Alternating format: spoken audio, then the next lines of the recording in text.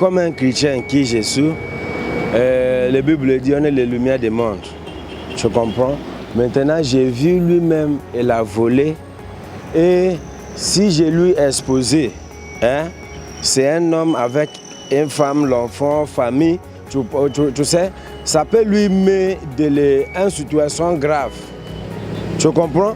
Ça veut dire si j'ai les capacités de lui faire remener ce qu'il a volé pour ne pas lui mettre un problème, c'est ce que je peux faire. Si je suis collègue, je vais l'appeler, je vais le dire. Vraiment, problème de vol là, même Dieu il n'aime pas les vols. Il faut que tu manges dans ton ciel.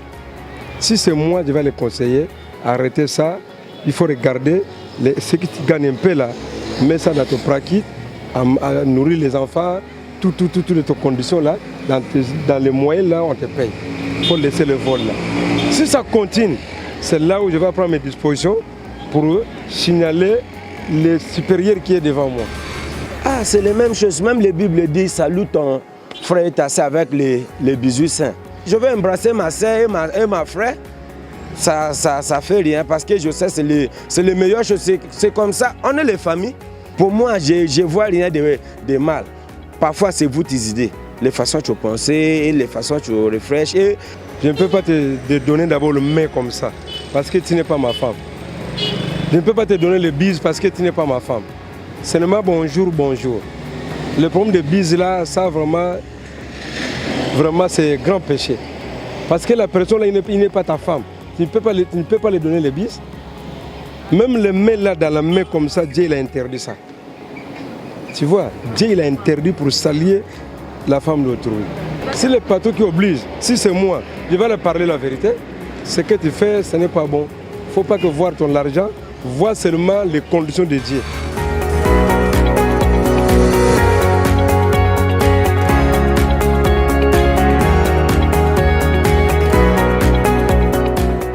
Bonjour. Bonjour. Quelle attitude adopter au travail lorsque l'on est chrétien? Autour de la question, Man Matinal reçoit le révérend Francis Tinouna. Pasteur Francis, comment doit se comporter un croyant, un chrétien au milieu des collègues du travail? Alors déjà, nous pouvons constater un petit fait qui est très important. Les pays arabes avancent beaucoup. Bon, vous allez voir les pays comme le Qatar, les pays comme l'Arabie Saoudite, qui ont vraiment beaucoup décollé et qui sont en train de devenir des puissances à l'échelle mondiale. Et dans ces pays, nous avons beaucoup de gens qui pratiquent donc la religion islamique et qui sont très attachés à leur religion, mais et pourtant qu'ils sont aussi très attachés à la valeur travail. Et il faut voir comment est-ce qu'ils sont vraiment en train de transformer leur pays. Dubaï, par exemple, est une ville qui est complètement installée en plein désert, mais ils ont rendu la vie possible au désert. On vit sous la climatisation, et presque partout il y a la climatisation, mais ils ont créé une ville d'une beauté exceptionnelle. Vous avez là-bas des magasins, des grands malls qui peuvent faire 5 à 10 étages, donc c'est très haut, avec des parkings qui peuvent vous prendre 2000 voitures, voire plus. Mais comment ils ont fait? Parce qu'à côté, ils ont le Coran, ils ont la religion, et de l'autre côté, ils ont donc le travail. Ils se sont vraiment appliqués. Mais vous allez constater que du côté des pays chrétiens, à l'exception des pays comme les États-Unis, et de quelques autres puissances occidentales, en tout cas du côté chrétien, surtout en Afrique, c'est le chaos total. Donc on pense à la prière, mais en fait le travail n'est pas vraiment, vraiment valorisé comme il se faudrait. En réalité, le lieu où le travail devait d'abord être valorisé, c'est au sein même de l'Église, là où la parole de Dieu est enseignée pour amener les gens à l'équilibre qu'il faut. Donc comment un chrétien peut-il déjà être assez professionnel dans son travail? Comment il peut gérer donc la question de travail tout en étant chrétien? Mais je vous dis tout simplement, au départ, il faut déjà qu'il puisse avoir ce qu'on appelle la connaissance de ce qu'il est en train de faire. Pourquoi il le fait? Est-ce qu'il le fait par vocation? Ou bien il le fait simplement parce qu'il a faim, il n'a rien d'autre à faire, donc c'est juste pour couvrir les vides. Or, il faut que ça soit par vocation. En tout cas, il faut que vous ayez aimé quelque chose pour que vous puissiez produire et donner le meilleur de vous-même. Parce que quand vous faites un travail, vous ne devez pas seulement vous arrêter à faire ce que tout le monde a l'habitude de faire. Vous devez sortir des sentiers battus et essayer alors d'innover. Donc, vous devez être une valeur ajoutée pour votre entreprise, une valeur ajoutée alors pour la communauté. Si on ne marche pas avec de tels sentiments, une société ne peut jamais s'élever. Donc, Dieu n'a jamais dit que parce que nous prions, nous devons alors être médiocres sur le plan professionnel. Donc le chrétien dans le cadre professionnel, doit commencer par savoir pourquoi il fait un métier. Parce que je peux faire un métier juste parce que pour le moment, c'est transitoire. De là, je vais passer à autre chose que j'ai toujours voulu faire. Là, ça se comprend. Mais sinon, on doit faire un travail par vocation parce qu'on se sent vraiment appelé à le faire. Ensuite, après cela, il faut alors que je m'applique. Je dois aimer mon travail et le faire de façon appliquée. William Branham avait dit à son fils, Billy Paul, il dit, Billy Paul, même si tu dois être un clochard dans ta vie, sois le meilleur clochard qu'il soit. C'est-à-dire, peu importe ce que tu fais, sois le meilleur dans ce que tu fais. Et nous avons cette maxime également dans la Bible. Dieu veut que nous puissions être le meilleur. D'ailleurs, dans la Bible, quelque part, il est écrit, vous ne serez jamais la queue, mais toujours la tête. Et c'est un plan de Dieu, c'est le plan de Dieu. Donc, vous devez faire votre travail de façon appliquée. Ne ménagez aucun effort. Cherchez, fouillez, faites des recherches.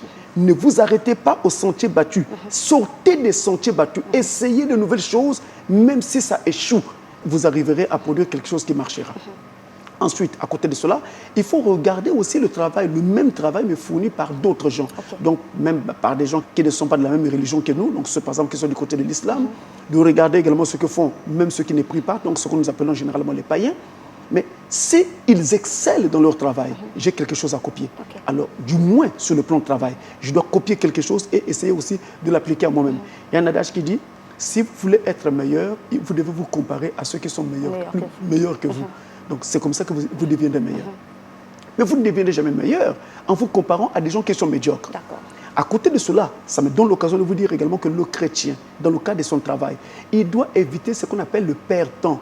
Je vois dans la plupart des entreprises des affiches qui disent la présence de ceux qui ne travaillent pas gêne ceux qui travaillent. Oui, c'est bien. Mais ça reste sur le papier. Parce que sur le terrain, en fait, qu'est-ce qu'il y a? Qu'est-ce que ça produit? On ne voit rien. Parce qu'à quoi ça sert d'aller tous les jours au travail et vous rentrez et c'est la routine? Il n'y a rien, on ne sent aucune évolution, on n'avance pas, on ne progresse pas. Déjà, si je progresse moi-même dans mon travail, dans la façon dont je travaille, je vais faire progresser mon entreprise. Et si je fais progresser mon entreprise, je vais faire progresser également le PIB de mon pays. Alors vous voyez, si déjà je progresse personnellement dans le cadre de mon travail, eh bien, ce sera déjà une fierté pour moi-même, une joie, une satisfaction parce que je constate que j'ai fait des progrès. En même temps, ça va être une valeur ajoutée pour mon entreprise. Donc je vais tirer mon entreprise vers le haut. Et si mon entreprise est tirée vers le haut, ça augmente ses revenus. Et si les revenus de mon entreprise également augmentent, eh bien, ça va également augmenter le PIB de mon pays. Et donc, vous voyez, quelque part, à partir d'un élément qui est fait correctement, on tire tout un pays vers le haut. En tout cas, il nous faut vraiment nous arrêter sur la valeur travail. Pasteur Francis, aujourd'hui, nous sommes en train de parler donc de l'attitude que doit avoir un chrétien dans le milieu de travail. Et donc, parfois, il arrive les fraudes, que les gens fraudent dans l'entreprise. Quelle doit être donc l'attitude du chrétien face aux fraudeurs? Alors, le chrétien doit être quelqu'un qui s'oppose à ce qu'on appelle les antivaleurs. Donc, il n'aime pas. Il doit vraiment repousser la fraude. Il doit repousser tout ce qui est, par exemple, la paresse. Il doit repousser et rejeter ce qu'on appelle le retard au travail. Voyez-vous? Donc, c'est-à-dire qu'il ne doit pas contribuer à un climat malsain au sein de son entreprise. Donc, les petites guéguerres qu'il y a, les frictions qu'il y a entre employés, il ne doit jamais être de la partie. Il doit être hors de toutes ces choses-là. Mais voyez-vous, ici, il n'y a pas que le chrétien, parce qu'il travaille avec des gens qui ne sont pas toujours des chrétiens. Il y en a d'autres qui sont des païens. Prenez le cas d'un chrétien qui est soumis à un chef. Et le chef, lui, est soumis à un autre chef. Voilà. Alors, le chef qui est directement au-dessus du chrétien a créé un système de vol. Et il demande donc à son agent, le chrétien, de l'aider en signant certains documents pour que justement ce vol-là se passe sans problème, qu'on ne détecte rien. Que fera alors le chrétien? Ça va être très compliqué. S'il dit « je ne veux pas participer », alors son chef fera des faux rapports et des mauvais rapports contre lui auprès de la hiérarchie et il va se retrouver chassé. Son mot ne comptera pas. Même quand il voudrait se justifier et dire que je n'y connais rien, on le mettra dehors. Donc du coup, en ce moment-là, qu'est-ce qu'il fait? Il est obligé de laisser faire juste pour garder son gagne-pain. Mais maintenant, ça c'est un cas où on va dire que le chrétien, il est passif. Mais prenons le cas où c'est lui qui est à la base de la décision et de toute chose. Alors en ce moment-là, il doit être intègre. L'intégrité du chrétien enseignera aux autres ce qui doit être fait. Tout à l'heure, je reviens un instant sur le premier cas que je viens de signifier. Vous pourrez me poser la question, ou le public pourra me poser la question, mais pasteur, comment se fait-il qu'il laissera faire? Oui, mais s'il ne laisse pas faire, il va perdre son emploi. Effectivement. On va lui mener une guerre telle qu'il perdra son emploi. Mais devant Dieu, et Jésus pasteur. avait dit, mais c'est ce que je veux dire, Jésus avait dit, si l'on vous force à faire 1000 avec eux, faites-en 10 000 avec eux. Ok. Vous n'y pouvez rien, ça ne dépend pas de vous. Parce que pour ne pas perdre votre emploi, vous êtes obligé de le laisser faire. Mais lorsqu'il vous ne s'agit participez pas. d'un collègue, au fait, il ne s'agit pas Lorsqu'il d'un s'agit d'un dirigeant, collègue, un collègue. vous devez également afficher votre intégrité. Mais même là aussi, il y aura un problème. Ce collègue-là qui sait que désormais vous savez ce qu'il est fait dans l'entreprise et qu'il est toujours en train de voler ou de tricher, alors il va vous attendre au tournant. Il cherchera à vous mettre des pots de banane sur le chemin pour que vous tombiez ou vous commettiez une faute et que vous vous retrouviez en difficulté. C'est pourquoi dans les entreprises où le travail se fait avec des mails, donc je reçois un mail, j'exécute, je demande toujours aux chrétiens de garder ces mails. Ou alors de demander à leur chef, le travail que vous me demandez de faire, envoyez-moi un mail pour ça, comme ça je ne veux pas oublier. Juste une façon de faire que vous ayez des mails en archive qui vous permettra alors de vous justifier aisément et administrativement lorsqu'il y aurait par exemple un contrôle où on aurait découvert une fraude. Vous allez brandir les mails pour dire, voilà, moi je n'ai fait que exécuter ceci. J'ai vu un procès qui s'est tenu ici en République du Congo où il y avait des gens qui avaient été accusés d'avoir vendu frauduleusement le pétrole. Mais ils avaient été acquittés parce que le tribunal avait jugé qu'ils n'étaient que des exécutants. Mais parce que, donc les ordonnateurs étaient ailleurs. Mais pasteur Francis, lorsque vous savez qu'un tel a fraudé, vous voyez votre chef, la chose est toujours là, envie de dire au chef, à ce moment-là, vous n'êtes pas en paix avec vous-même. Que faire, pasteur Francis? La Bible dit, si vous voulez vivre en paix avec les gens, occupez-vous de vos propres affaires. D'accord. Ne vous occupez pas des affaires des gens. Nous sommes dans un monde terrible où tous ceux qui vivent sur la terre sont des pécheurs, mais vous allez voir que ces pécheurs-là se moquent d'autres pécheurs parce qu'ils auraient péché différemment. Ces pécheurs-là poignardent d'autres pécheurs parce qu'ils auraient péché différemment. Et ce monde est tel que l'homme est devenu presque un animal. Il est capable de te broyer cru. Ouais. Si ses intérêts se trouvent être menacés. Voilà pourquoi ne vous occupez jamais des affaires des gens. Sortez-en, laissez-les faire et laissez-les se faire attraper. Vous ne participez pas. En tout cas, tant que vous pouvez tout faire pour ne pas participer, ne participez pas à cela en tant que chrétien. Un jour, ils se feront toujours attraper. Pendant ce temps, n'allez pas dire. Parce que si vous allez dire, on découvrira tout de suite que c'est vous qui avez dit. Oui. Je vous dis que ces gens-là peuvent être chassés de l'entreprise, mais l'affaire ne se terminera pas là. On va vous attendre quelque part au coin de la rue pour vous régler votre compte. Et on peut reconfigurer le visage. Donc, pour éviter ce genre de choses, n'entrez pas dans ce qui ne vous concerne pas, n'intervenez pas, n'entrez pas. À la rigueur, comme vous êtes chrétien, priez pour leurs âmes. Dans certains milieux professionnels, pasteur Francis, il y a des débats de tout genre. Voilà, ça peut parler de la sexualité, du football, vraiment autant de sujets qu'on peut aborder. Et le chrétien peut-il aussi avoir son point de vue à donner? Nous sommes là dans le cadre de l'atmosphère ou de l'influence qui régnerait au sein de l'entreprise. Justement, dans une entreprise, on parle de tout et de rien. Oui. Donc, ça fait une ambiance bon enfant quand on est entre collègues. Mais entre-temps, moi, chrétien, je dois savoir que je n'ai pas besoin de baigner dans une influence qui sera néfaste et négative pour mon âme. La Bible dit, tout est permis, mais tout n'édifie pas. Tout est permis, mais tout n'est pas utile. Ce que j'écoute là, en quoi c'est utile pour mon âme? Ce que j'écoute là, en quoi ça m'édifie? Donc si ce n'est pas utile pour mon âme, et si ça ne m'édifie pas, je n'ai pas besoin de participer à de telles causeries. Donc je m'écarte. Je fais un autre travail, ou peut-être je prends le temps de lire ma Bible, parce que le chrétien est censé lire au moins un chapitre de la Bible chaque jour. Alors je me mets à l'écart, je lis la Bible qui est dans mon téléphone. Vous mettez à l'écart, les collègues vous traitent par exemple de quelqu'un. Oui, voilà, il faut accepter d'être traité de tous les noms des petits insectes, de tous les noms des petits oiseaux, pour que justement vous restiez chrétien, parce que nous le devons. Je ne dois rien à mes collègues, mais je dois quelque chose à mon Dieu. Je lui dois ma dévotion, je lui dois l'adoration et je lui dois toute chose, même la vie. Alors je dois me mettre à l'écart pour mon Dieu. Pasteur Francis, si on peut laisser passer la fraude, pourquoi ne pas faire la même chose quand il s'agira donc des salutations ou encore voilà, de tout ce qui peut se passer dans une entreprise? Mais attendez, quand mon chef m'a engagé pour travailler dans son entreprise, il ne m'a pas épousé. Il m'a engagé comme travailleur et non pas comme épouse. Il y a des chefs qui sont vraiment, on va dire, catégoriques, qui sont dictateurs et donc alors la chrétienne n'a pas de place dans une telle entreprise. il doit remercier ce monsieur et puis s'en aller. Et qu'arrivera-t-il à la vie donc de cette Vous cherchez un autre travail, c'est tout. Dernier. Vous n'allez pas aller vous prostituer à cause du travail. Pendant ce temps, vous souffrez. La Bible dit, ou plutôt l'adage dit qu'on peut tout perdre dans la vie, on ne doit pas perdre son honneur. Donc vous abandonnez le travail, vous trouverez autre chose à faire. Le Dieu pour lequel vous avez tenu cette position ne vous oubliera pas, il prendra soin de vous. Vous devez le savoir. Et puis tout à l'heure, quand j'ai parlé de licenciement abusif, au cas où vous refusez une bise et votre chef vous licencie, comme vous dites, je dis bien que c'est un licenciement abusif. Il existe des institutions qui sont là pour justement protéger les travailleurs. Il y a l'inspection du travail, c'est le cas dans tous les pays. Vous allez vous plaindre pour de l'inspection du travail et alors ça sera un licenciement abusif. Mais ça encore, c'est un problème, pasteur, parce que ça n'arrive pas toujours dans la mesure où on vous a licencié. Dieu n'a pas prévu quelque chose d'autre pour vous. Vous êtes là tout malheureux.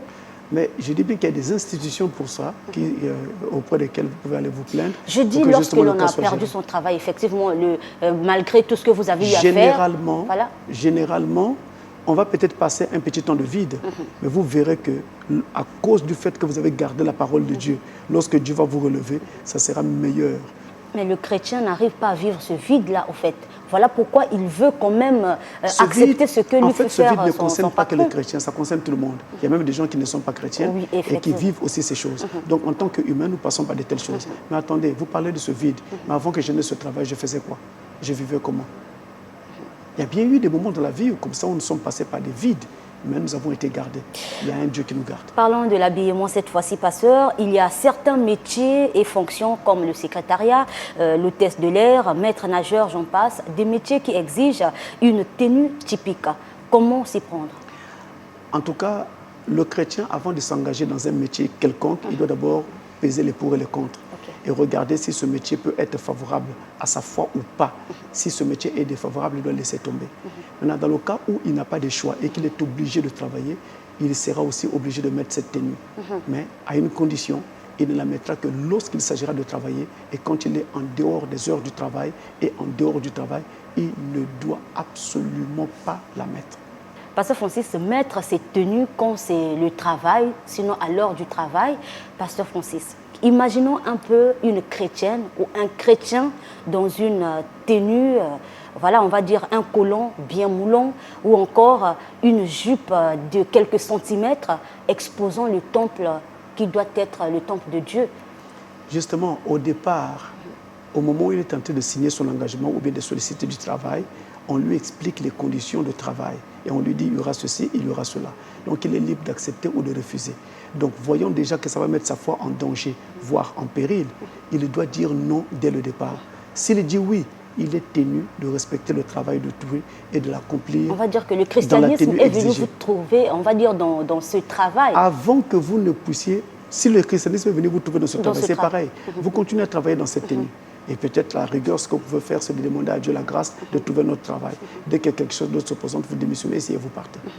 C'est comme ça. C'est un peu pareil pour les gens, par exemple, qui ont un champ de tabac. Mais ils sont maintenant devenus chrétiens, ils ne savent plus quoi faire. Qu'est-ce qu'il faut faire? Et vous vendez ce champ, avec l'argent, vous faites quelque chose d'autre. Dans l'exercice des métiers, Pasteur Francis, y a-t-il des limites pour un chrétien ou une chrétienne? Oui, les limites existent. Il y a des choses vers lesquelles on ne peut pas aller. Imaginez par exemple que parce que votre entreprise est mise en difficulté et peut même être fermée par les lois, par l'autorité, alors on vous demande par exemple d'assassiner quelqu'un. Celui qui serait à la base de l'enquête qui a été menée contre votre entreprise et qui met votre entreprise en mal. On vous demande de l'assassiner. Vous voyez très bien que ça, vous ne pouvez pas le faire. Parce que vous allez vivre avec une conscience dérangée tout le reste de votre vie. Prenons un exemple vraiment, papa, pasteur. Vous êtes gynécologue. Vous êtes là toujours à regarder entre les jambes. À ce moment-là, vous allez continuer à exercer votre métier. C'est assez compliqué. Nous sommes dans un monde où les choses sont vraiment un peu, on va dire, un monde qui marche la tête sur la tête en bas et les pieds en haut. Normalement, on devait avoir des gynécologues femmes pour s'occuper des femmes. Et comme si ce n'est pas le cas. Et vous savez que dans les pays arabes, par exemple, que je tente de citer d'ailleurs en amont ici, eh bien, un homme comme ça n'a pas le droit de sculpter ou une femme. il faut que ce soit une femme pour le faire. Et même dans certains aéroports, même seulement dans les pays occidentaux, si vous êtes une femme, c'est une douanière ou une policière, une femme, qu'on va envoyer dans une pièce avec vous pour vous ausculter, vous palper et voir ce qu'il en est. Bon, dans les pays où les républiques bananières, ce sont toujours des soldats qui viennent et qui palpent les femmes d'autrui, ils en profitent pour les caresser, certaines parties du corps. Mais ça, vraiment, c'est être voyou. Mais si un chrétien est déjà dans cette affaire, ça ne m'étonne pas parce que là, ce sont les républiques bananières. Si un chrétien est dans cette affaire, pasteur, est-ce que son adoration sera quand même parfaite? Mais non, il est en dehors de la volonté de Dieu. Vous êtes là en train de palper les femmes d'autrui et tout le reste, ce n'est pas sérieux du tout. Et puis, il n'y a que Dieu qui sait ce qui se passe. Honnêtement, je ne veux tirer à boulet rouge contre personne, mais je vous dis que dans presque tous les corps de métier, il y a des dangers aujourd'hui. Honnêtement. Et l'hôpital n'en est pas exempt. Il y a des dangers aujourd'hui. Vous allez à l'hôpital en tant que patiente et vous en sortez comme une victime. Je ne veux pas en rajouter. Alors, pasteur, juste un dernier mot, au-delà de tout ce qui a été dit. En tout cas, je pense qu'il est important que le chrétien soit chrétien, où qu'il soit et quoi qu'il fasse.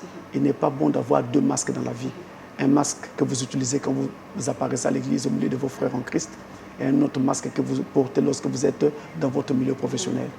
Lorsque ceux de votre profession vous verront demain avec un autre masque, ils se rendront compte que vous êtes un hypocrite, sinon un gros hypocrite en qui on ne peut vraiment pas faire confiance. Donc il est important que nous soyons nous-mêmes, que nous gardons notre authenticité et notre intégrité. Pasteur Francis, merci. C'est bon.